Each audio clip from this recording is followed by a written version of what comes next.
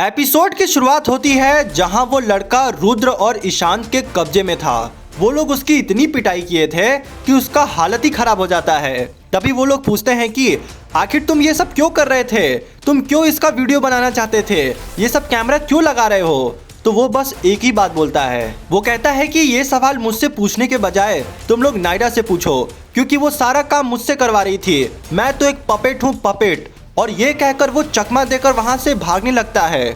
वो दोनों उसका पीछा करने लगते हैं। अब वो लड़का फुटपाथ पे 80 के रफ्तार में भाग रहा था, जहां ईशांत उसके पीछे था और रुद्र उसके पीछे था। तभी वो रोड को क्रॉस करता है। ईशांत तो रोड को क्रॉस कर लेता है, लेकिन रुद्र के क्रॉसिंग के वक्त एक गाड़ी आकर उसे धक्का मार देती है, जिसके वजह से रुद्र का बहुत ही बुरी तरीके से एक्सीडेंट हो जाता है। 2 घंटे बाद का सीन देखते हैं जहां पे रुद्र सिटी हॉस्पिटल में एडमिट था और ईशान डॉक्टर से बात कर रहा था कि इसके पेरेंट्स अब्रॉड में रहते हैं, इसलिए हम ही लोगों को सब कुछ देखना ताकना होगा। इधर अंदर आईसीयू में देखते हैं कि रुद्र का हालत बहुत ही गंभीर था और वो बेहोश पड़ा हुआ था। बगल में खड़ी तान्या का रो रो के हालत खराब था, क्योंकि इन सभी चीजों का ब्लेम वो अपने सर पे ले रही थी। वो बस एक ही चीज बोल रही थी कि यहाँ जो कुछ भी हुआ, तुम्हारे साथ जो कुछ भी हुआ है, इसका कारण मैं हूँ। तभी वहां पर ईशांत पहुंचता है और कहता है कि ये सब फालतू बातें मत करो, वो एक्सीडेंट मेरे साथ भी हो सकता था, इसमें तुम्हारी कोई गलती नहीं है, तुम घर जाके आराम करो। और उसके बाद वो उसको वहां से भेज देता है। लेकिन तान्या को देखते हैं कि वो बाहर आके बैठती है और अपना फोन निकालकर नायरा को कॉल लगाती है और उसके बाद वो नायरा से बात करके उसे तुरंत मिलने के लिए बुला लेती है। थोड़ी देर बाद देखते हैं कि तान्या नायरा से एक कैफे में मिलती है और उसके बाद तान्या उसी कैमरा को टेबल पे रखते हुए कहती है कि आखिर तुम मुझसे क्या चाहती हो, साफ साफ बता दो वरना बहुत बुरा होगा। ये सुन के नायरा पहले इग्नोर करती है और कहती है क्या तुम्हारे कहने का मतलब क्या है, ये सब तुम क्या बोल रही हो। तान्या कहती है कि अगर आप थोड़ा सा और भी नौटंकी की तो मैं सीधा पुलिस को फोन कर दूंगी। तो ये सुन के वो बोलती है अच्छा तो तुम पुलिस को फोन कर दोगे, तुम्हारे पास कोई सबूत है कि ये सब मैंने किया है। तो ये सुन के तान्या घबरा जाती है। वो बोलती है क्या मतलब है तुम्हारा कि मेरे पास सबूत है, मेरे पास गवाह हैं, हमारे सारे दोस्त गवाह देंगे। तो वो बोलती है तुम बहुत ही दिमाग से पैदल हो, तुम्हें क्या लगता है कि तुम ये सब करोगी तो हम चुप बैठेंगे, हम तुम्हारे बारे में अफवाह उड़ा देंगे कि तुम रोज नए नए लड़कों के साथ होटल में जाती हो, ओयो में जाती हो, और उसके बाद जो तुम्हारे इज्जत का धजिया उड़ेगा उसका कोई सीमा ही नहीं।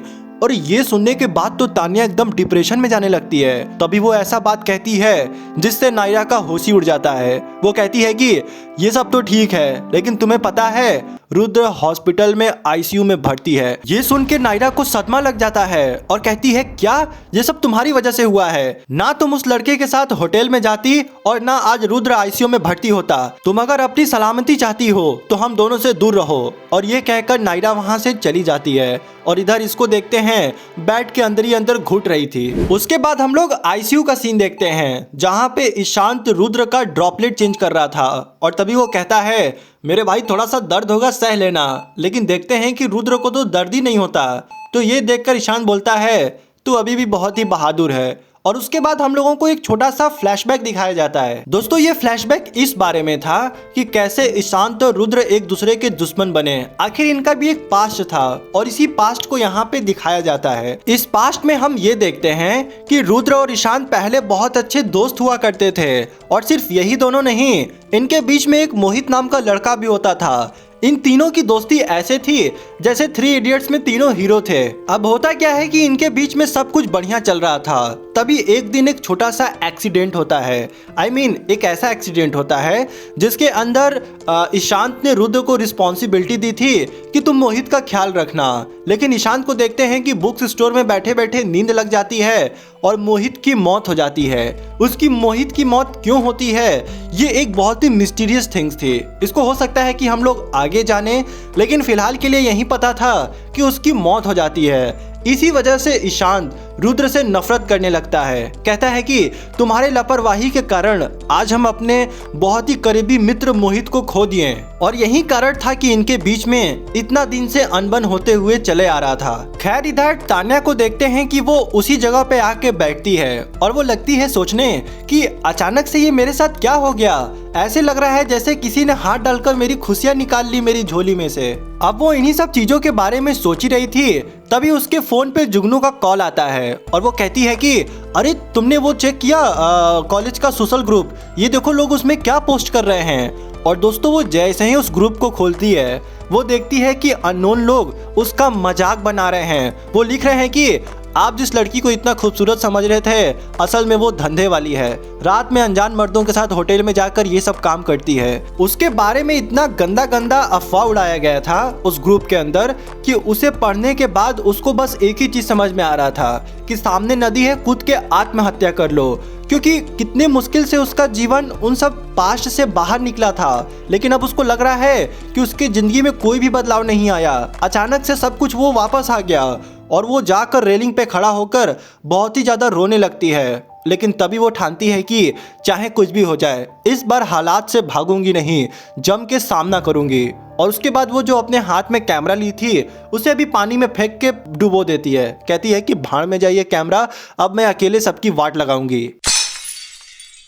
अगले दिन का सीन देखते हैं जहां पे तान्या फुल एनर्जी में थी। वो खड़ा होकर अपने आप को तैयार करते हुए कहती है कि आज रास्ते में जो भी आएगा हम देख लेंगे। और उसके बाद वो बहुत ही सुंदर बन के अपने कॉलेज में पहुंचती है। कॉलेज में वो जैसे ही इंटर करती है सारे लोग उसके ऊपर थू थू करने लगते हैं, कहते हैं कि ये देखो शकल से इतनी प्यारी लगती है लेकिन रात को धंधा करती है। अरे बाप रे बाप, ये सुन के तो हमें डर लग रहा था। लेकिन एनीवे इधर देखते हैं कि तान्या सीधा क्लासरूम से होते हुए सामने वाले क्लासरूम में जाने लगती है। जुगनू परी भी उसे देखकर हैरान थी और उसके बाद वो सीधा पहुंचती है नायरा के पास। वो नायरा से एक ही बात कहती है कि तुम मुझसे माफी मांगोगी कि नहीं। और ये बात वो जैसे ही बोलती है बाहर सारी लड़कियां सुनने लगती हैं और कहती हैं कि अरे अंदर क्या मैटर चल रहा है, ये नायरा को क्यों बोल रही है। लग रहा है कि नायरा ने कुछ न कुछ किया ही होगा।